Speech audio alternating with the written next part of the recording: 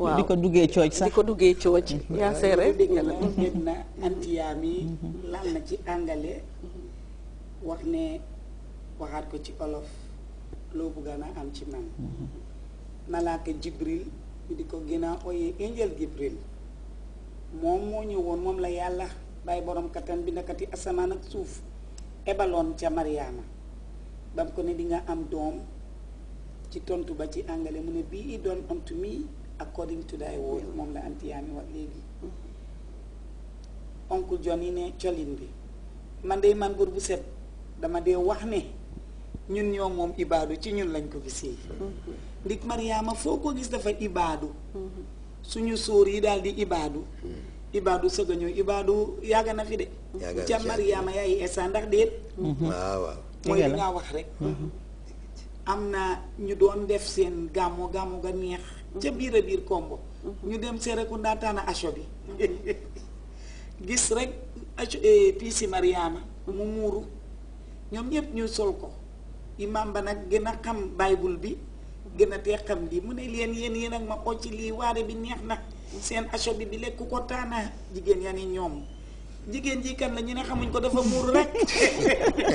imaam bi ci boppam moo wax ko mu ne dafa muur rek mu ne leen kii nag li ngeen tànnaaka baax ca rafet kii mooy Mariama yaayi Eesa nga xam ne muuraay googule ak colin googule dafa war a teey ci noonu lañu war a defee mooy ni oncle Johnny di wax mooy ni ngeen fee wax nii daal am na ay place yoo xam ne sooy dem daal danga war a defaru ni Mariama. Okay. I think another thing we have to think about when we think of Mary is her humility. Yeah. In these days, we also puffed up, we also proud, we want to show off, we're not ready to humble ourselves at all. And humility is one of the greatest assets you can have. And Mary was a very humble person. Even after she had been told that she was going to bring forth the Son of God, it didn't make her become arrogant or proud or anything. She remained the same quiet, innocent person that she was. And you could see that her humility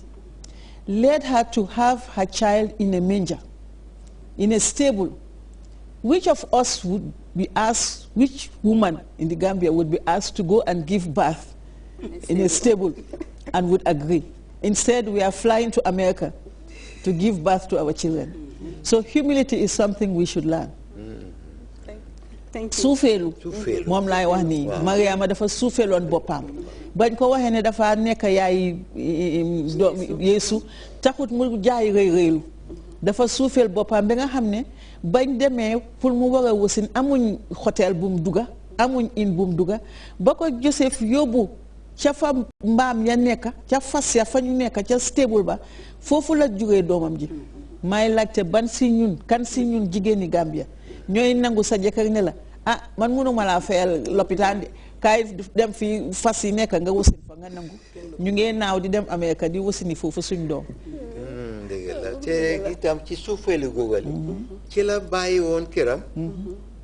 dem seeti Elizabeth mbokkam you know dox na ci kaw tunda di éeg ak a wàcca naaj bu tàng ngelaw bu bari taxut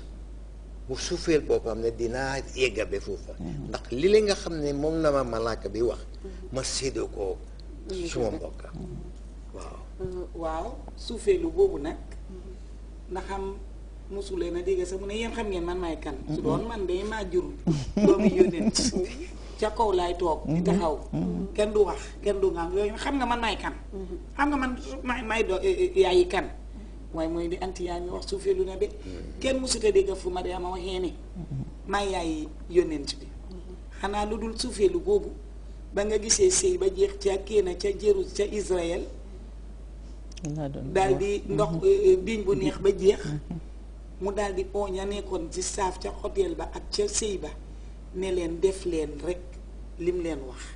mu dem dee ko ndànka ne ko biiñ bi neex bi jeex na xam nga ne loolu antiyaam yi suufeelu foofu la em de su doon man ma lonkoo suma baag def ca kees dem daal di tiitoo daal di leen one leen kaay leen ki lay suma doom nangama nangam foofu rek la suufee lu em waaye anti Edna waxtaan baa ngee neex de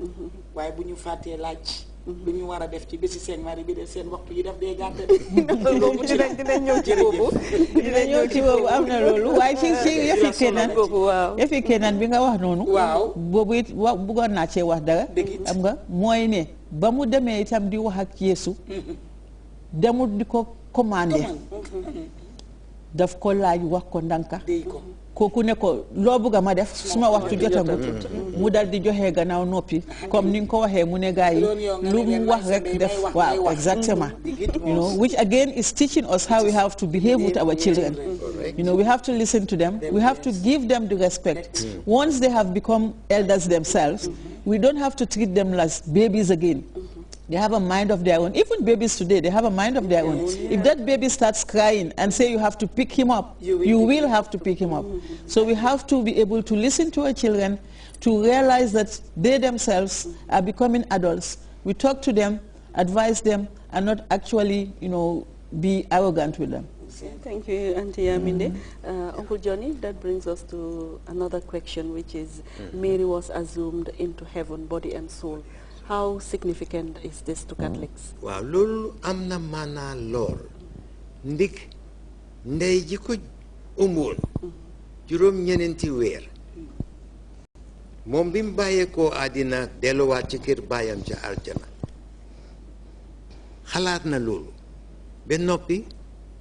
amul leneen lu mu mën a tarangalee ndeyam lu dul moom fam dellu ca baay bi ca aljana mu eggali ko foofu itam ndeyam du sell ji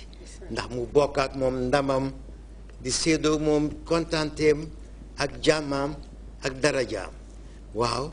lii am na te Krista bi li ci gën a am maanaam nit ñi dañ def foog ne fit wi rek mooy dem aljana xëy na ci ñun mindaafoo mi loolu lañ foog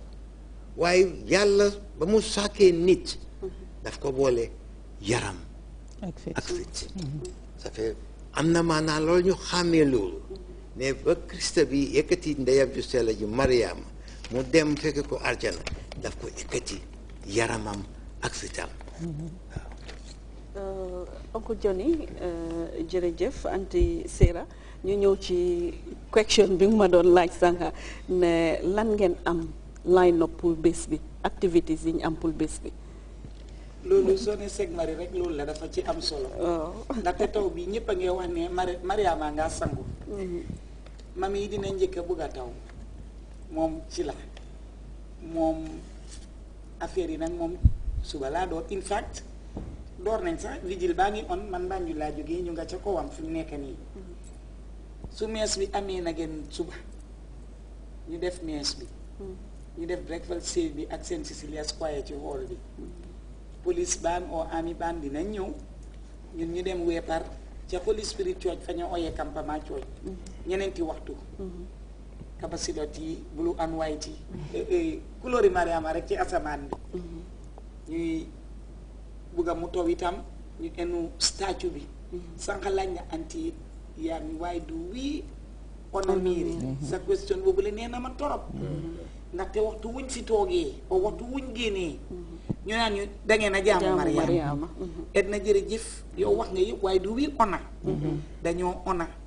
jaamu wuñ yàlla la ñoo jaamu yàlla nag foog nga am jaarale yow ci sa boppa su fekkee ne